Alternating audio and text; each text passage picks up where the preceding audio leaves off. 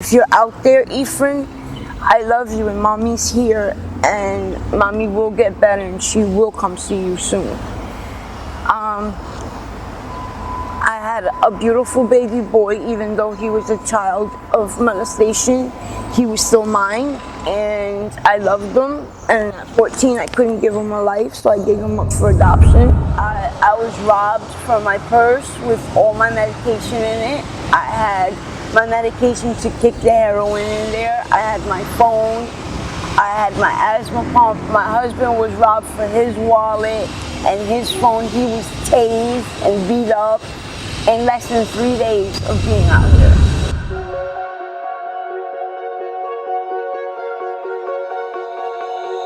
Oh, you tell me stories, you tuck me in, and the second you leave, I call you right back to check for monsters in my sheets. Yeah, high school was hard. You'd fight with my mom. I'd fall asleep to the screaming, sound machine always speaking, left emotional scars. Now I'm 21, a soul of 50 years. And now that you are gone, I'm doing things that I shouldn't know from. I'm doing things that I shouldn't do. At 21, a soul of 50 years. And now that you are gone, I'm doing things that I shouldn't know from. I'm doing things that I shouldn't do. At 21. Hi everybody, my name is Crystal. Hi, Crystal. Nice to meet everyone. Welcome to the AML family. How you Nice doing? to be here. Can't complain, it's a beautiful day. Oh, that's great to hear. That's awesome. So, Crystal, how old are you? I am 40 years old. I was born in January of 12th of 81. Shout out to all the Capricorns we out there. Do you have like a nickname? Yeah, my husband calls me baby girl and my family calls me little girl in Spanish, la nena. Oh, that's cute. I like that. But can I offer you something to drink? Some water? Some Yes, soda? please.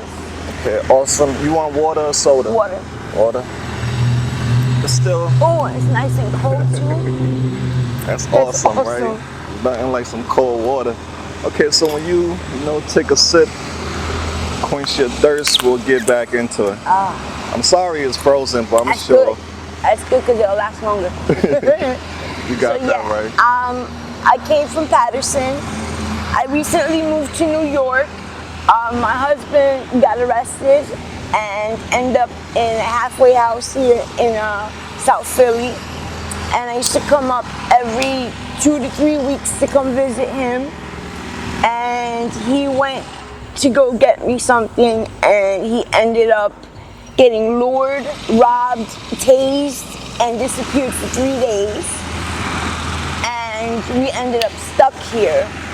And here we are, homeless in Kensington, doing the drugs from Kensington, which if you're young and you're thinking about doing drugs, this is to everybody out there. Please don't do it. You can pass through Kensington and you can see all these beautiful women who, unfortunately, because of their disease of addiction, it's brought them to very low levels and it's taken away their dignity, their beauty. Because everyone here is beautiful in their own way, but the drugs takes a lot from you. It takes, not only does it take your money, it takes your beauty, it takes your soul. Like, literally, you're selling your soul to the devil every single time you inject, you smoke, you sniff any type of drug. It's a cross that you have to bear for the rest of your life, because even when you get better and go to detox, you still have to carry that a disease of addiction. No matter where you go, no matter what you do, no matter how many years you have clean, you always have that chance of relapse. I was clean for 4 years, guys. I had a family, I had 3 beautiful children, and I'm stuck in PA shooting drugs away from my family. It's not something I chose, it's something that unfortunately I was young and stupid and got into, and if I knew then what I know now, I would have never done it. The question I want to ask you is, because a lot of people out there, you know, have this misconception about drug addiction, whether it's a choice or it's a disease. A lot of people say it's a choice, but to me, I think it's a disease. So what's your perspective on that? It is definitely a disease because I can't believe that anybody would choose to put poison into them and want to live out in the streets, in the rain, in the snow, in the heat, in the cold. Like, this is no way to live, not even for an animal. And if you're completely sane, there's no way in the world that you would choose to do this. I mean, you walk around and all you see are these poor people filled with scabs and haven't showered and are sweaty, are hot, dehydrated. People are dying out here, like, left and right. I've saved like 4 people's lives in the past 2 days. Like, I wish I could go back to the day that I started using drugs. I really wish I could go back to the day that I started using drugs, because if I knew then what I know now, I would have never started. I lost everything. I lost my job. I was going to school for medical billing and coding. I lost my grant for my schooling. I lost everything because I got hooked on Percocets that the doctor gave me from a bad car accident. And once he took that away, I ended up having to get something to help still with the pain and the discomfort of the withdrawal from the pills that the doctors were giving me. And I ended up having to do drugs. But if I knew then how bad this was going to get and how bad things were going to be, and I've been to detox, I've done all that, and for some reason something keeps drawing me back here, and it's my disease of addiction. I don't choose to be out here. I don't want to be out here. I don't want to put needles in my arms. I don't want to have to come out here and panhandle or prostitute or steal or do any of that stuff. Like, it's not a choice. We have to. Because if we don't, we get so extremely sick and so much discomfort that we're willing to sell our own mothers just to feel better. Because we feel so bad. And a lot of people have pain from their past. Either they were raped, or their moms and dads abused them, or they had a family member rape them, or things that they can't handle in real life, so we self-medicate ourselves from the pain that we go through, and we end up getting worse than when we originally started, just because we want to mask the pain. I had a great childhood. I had the best parents, which were my grandparents. My grandmother and grandfather raised me. My mom was a legal secretary. She was working 3 and 4 jobs. She was a single mother of 2 beautiful young ladies, me and my sister. And my grandparents helped my mom raise me while she worked, and she was struggling with her own addiction. I stayed with my grandparents until I was 14. I had the best. I went to church. I played in the choir. I had every Barbie known to man. I had every toy for Barbie known to man. My grandparents spoiled me rotten. And once I hit 14 and my uncle died of an overdose in my arms, I was raped by his best friend. And I ended up with a beautiful son who, if you're out there, Ephraim, I love you, and mommy's here, and mommy will get better, and she will come see you soon. I had had a beautiful baby boy. Even though he was a child of molestation, he was still mine, and I loved him. And at 14, I couldn't give him a life, so I gave him up for adoption. And that's basically what got me out here also, was the pain of losing my favorite uncle, and then having to be raped, and losing my son, and then losing my grandparents shortly after. So I ended up living with my mom, and then I found out what drugs were about. I learned how to deal drugs, I learned how to do drugs, I learned how to make drugs. I thought it was normal. To me, I thought everybody did this. I didn't understand that what my mom was going through and what my uncle was going through was a very, very severe and deadly disease called addiction. And I had no understanding until now. And that's why, to this day, I still tell my mom that even though she had her addiction, she did the best that she thought was correct at the time for me and my sister, and because of that, she gave us the best parents in the world, which were my grandparents, and I love her for that. So your drug problem started in Puerto Rico. Yeah, then that's, over there the drugs are a lot different from here. What's the difference? Over there, the dope literally eats you from the inside out. So a lot of people over there look like they have leopard's disease or some type of skin cancer throughout their body. It's really bad. Like, the AIDS is rampant in Puerto Rico from sharing needles and, prostitution without condoms and stuff. And that's another thing, girls. If you're gonna be out here and you're gonna work with your body, do yourselves and everybody else a favor. Use protection. You don't want to get sick. Dying of AIDS is not fun. Dying of addiction and dying of AIDS because of your addiction is not fun. I've seen a family member go through it, and it's extremely painful. I'm so sorry you had some of those traumatic experiences happen to you in life, Crystal. Seemed like a very nice lady. How old were you when you came to America? Well, I came here when I was 6 months old, and then I went back to Puerto Rico when I was around 3 or 4, and I came back when I was 12. And then I've been in the States since. I had to run from Puerto Rico.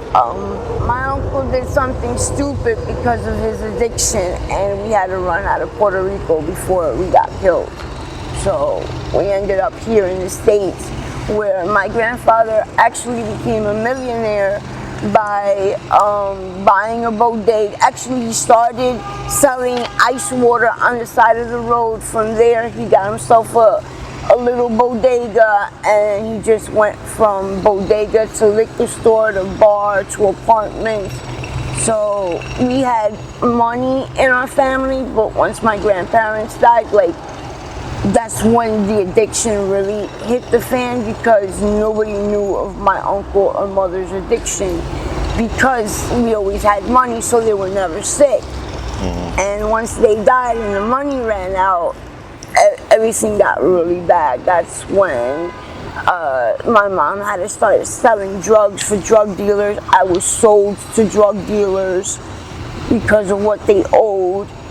I was used to prostitute for the drug money. It got really bad. Like, the disease of addiction put me and my family in a situation that I don't think any family should have to go through. Definitely. How old were you when you first experimented with drugs? 11. I started with weed. With weed. And how long did it take before you moved on to harder drugs? I was 14 when I started doing cocaine. I was 14 and a half when I started smoking crack cocaine. And then I was 18 when I started doing heroin. So, currently out here in Kensington, what's your drug of choice? Crystal meth and heroin. I started crystal meth about 6 months ago. Can you elaborate a little bit about crystal meth for those of us who never tried it? Can you tell us what that drug does? Crystal meth, also known as Tina, crystal, let's put it this way, if the epidemic of crack cocaine and heroin was bad, what this drug is doing to people is even worse. It's something like cocaine and speed mixed together to the point where you can do what we call a nick, which is $5 worth for 2 people. Split it in half and do it, and you'll be up for 4 days.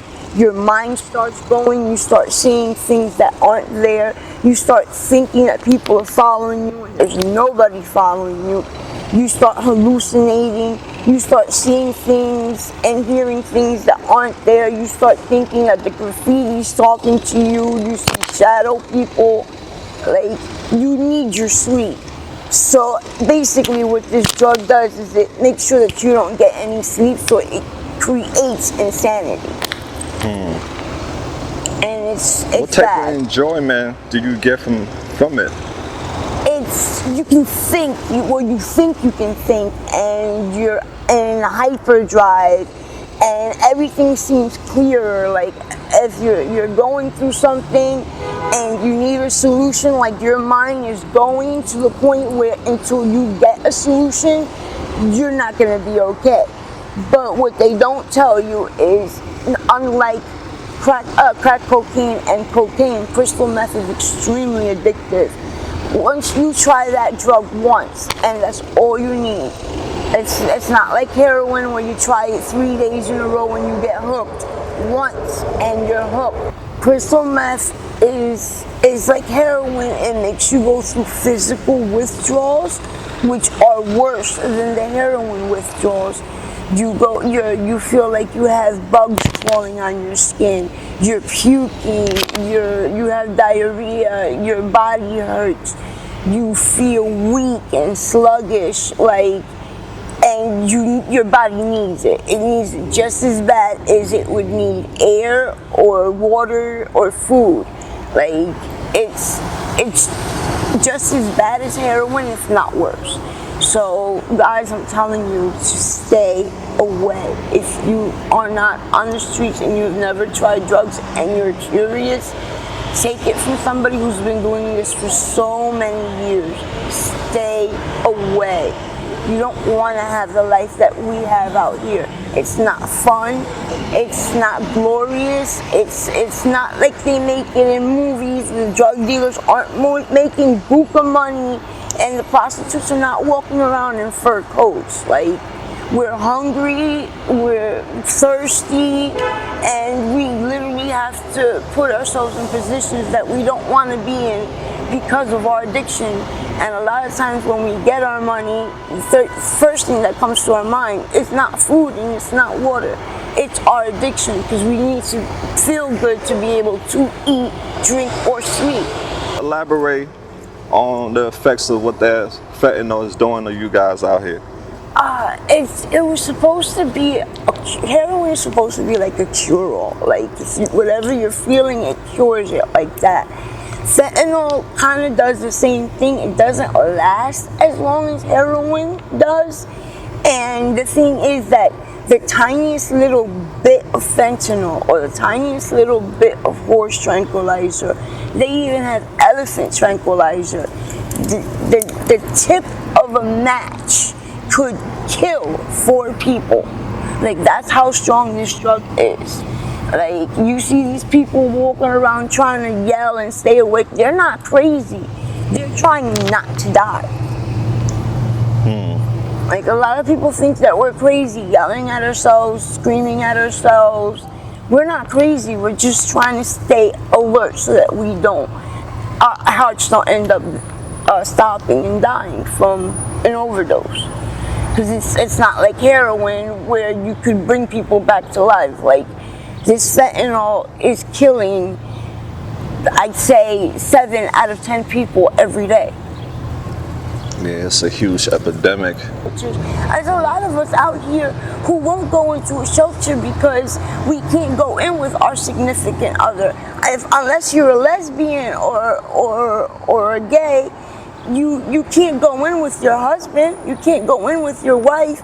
And a lot of times when you're out here and you only have your husband and your wife, because that's the only person you trust besides yourself, when you go into something like that, like you get such a bond, such an attachment with that person that it's easier for you to go through detox. It's easier for you to be in a shelter because you're with that other person that you trust the most in the world. Once you separate us, like, we don't know what the other person's doing. We don't know if the person's still okay, if they're in rehab, if they've eaten, nothing. So we end up leaving so that we can be with our significant other. Whether it is living out in the street or whatever, we can't not just up and leave our loved ones out here while we get better. Like, that was one of the biggest problems me and my husband had. Like, we were heading towards New York. We've been together for 10 years.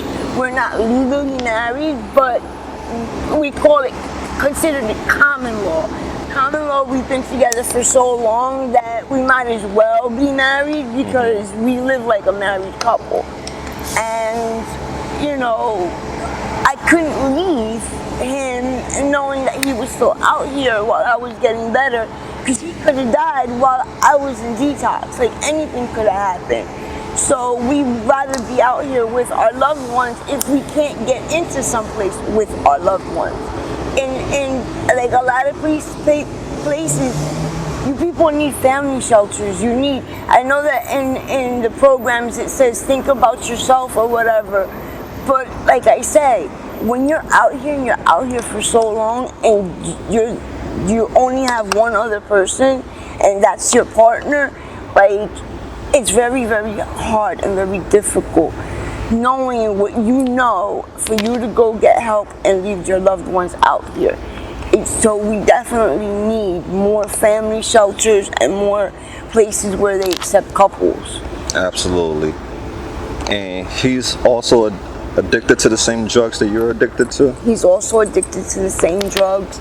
And the thing is that he was going to school to be a psychologist. Like, his mother and father are doctors. Like, he could have made something of himself, something beautiful with himself. And also, because he got addicted to the Percocet, he ended up losing everything, and ended up out here. I mean, it's to the point where he has no family and I have no family. We're the only family that we have, and we can't. No matter how bad we want to go get clean and how bad we want to. I was robbed from my purse with all my medication in it. I had my medication to kick the heroin in there. I had my phone. I had my asthma pump. My husband was robbed for his wallet and his phone. He was tased and beat up in less than 3 days of being out here. I'm so sorry to hear that. But I got some mace for you. Oh, thank you. You can definitely use this. Yeah. Yeah, definitely. You know, stay safe out here. Watch your back. We have to watch each other's back. Yeah, watch each other back, definitely. And a lot of people don't understand that we're all out here and we're all... What makes you happy? Music. I love music. Do you have a favorite band or artist you like?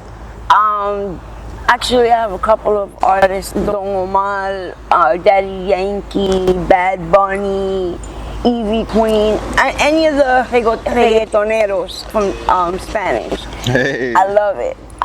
I can't help myself but to start dancing. As soon as I hear the music, it fills me with so much joy and happiness. Cool. It's true what they say, music can bring a lot of emotions out of you. Absolutely. What are some of your favorite foods? Oh, I'd have to say my favorite is mashed potatoes and pork chops with corn. Nice. Okay.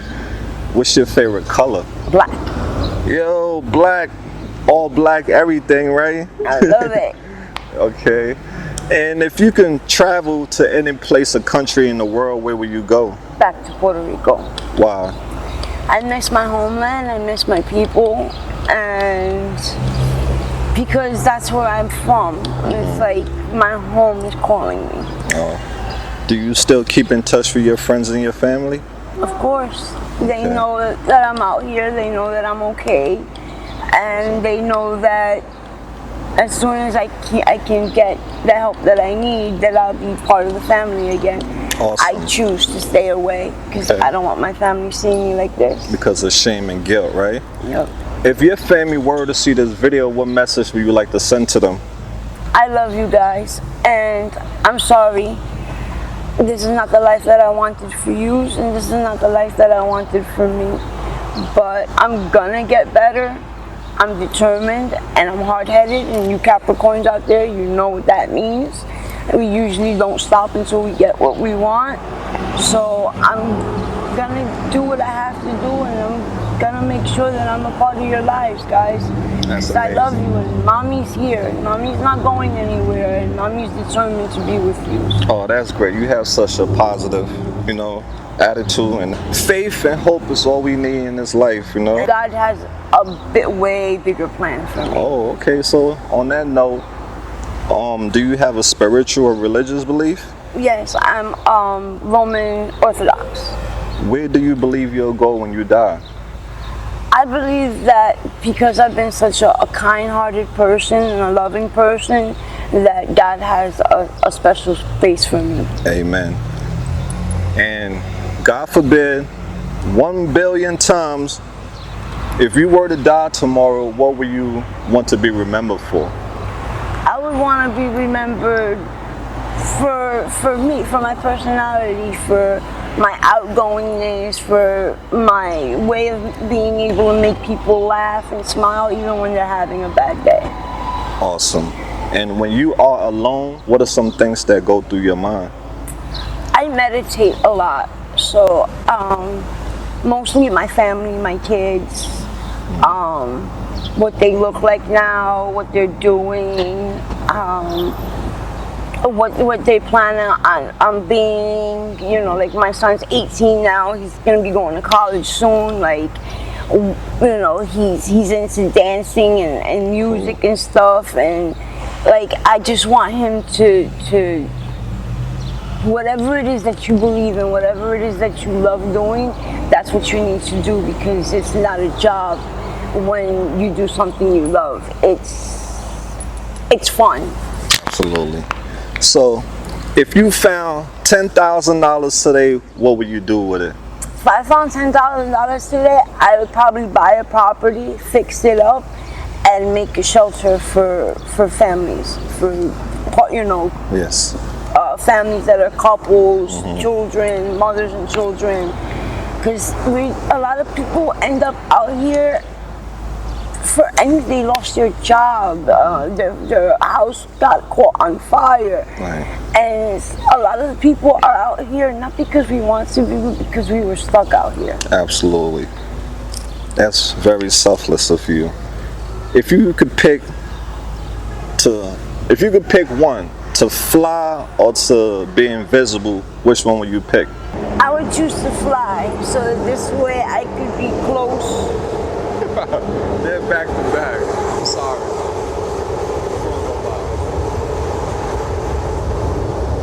Okay, take that from the top. So I would want to fly so that I could be close to the sun and feel the wind in my hair. That's beautiful. You're in a relationship. What do you look for in a partner?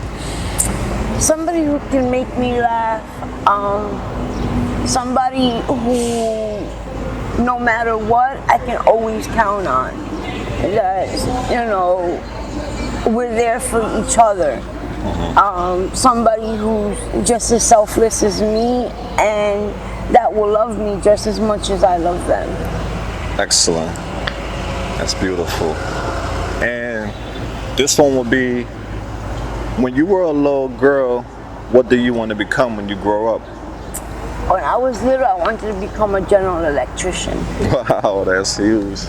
That's awesome. Because my uncle was one, and I used to watch him, and I used to love to help him take everything apart and put it back together.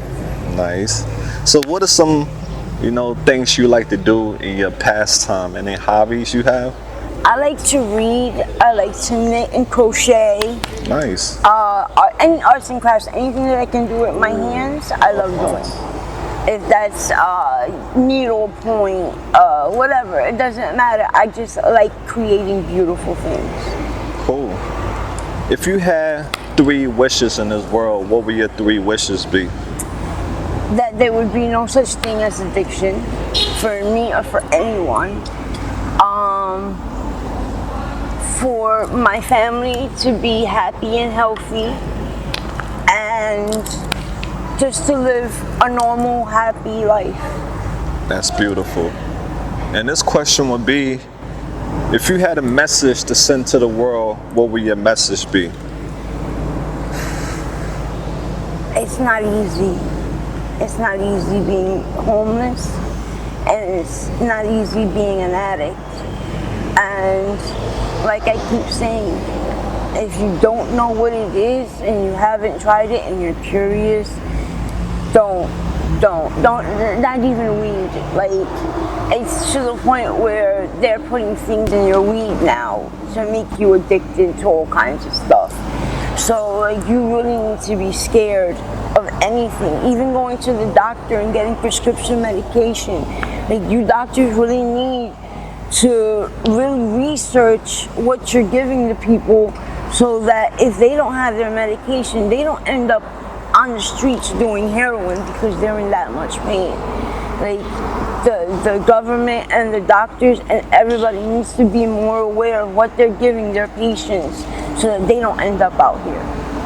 You heard that from Crystal herself. She dropped a lot of knowledge for us. We about to wrap up this interview. It's time to roll out. Is there anything that you're in need of, Crystal, that me or the AML family can help you with? If anything you guys can do to help us, food, money, clothing, anything, a place to stay, anything that can help any of us out here, we'd be more than happy and grateful for. And where can I find you if I'm looking for you? I'm always at what they call Perils Island, the park. Perils Island? Perils Island. Okay, I have to check that out. Okay, guys, so it's time to roll out. AML family, thank you so much for your time. And remember, don't be bitter, be better. And we out there. Peace out.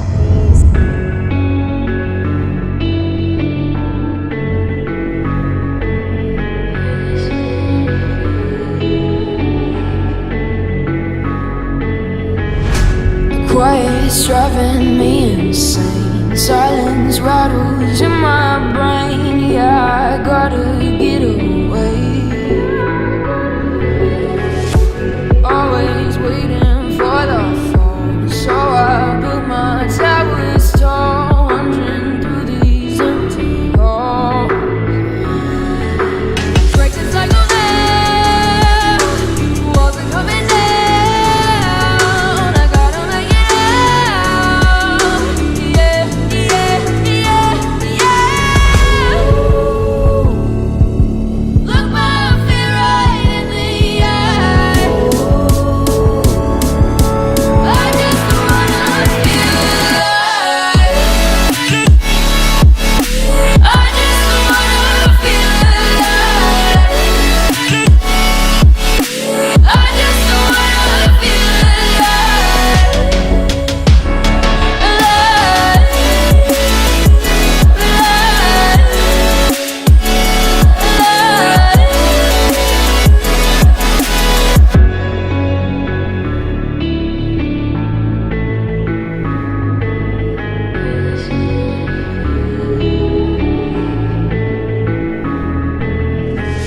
I gotta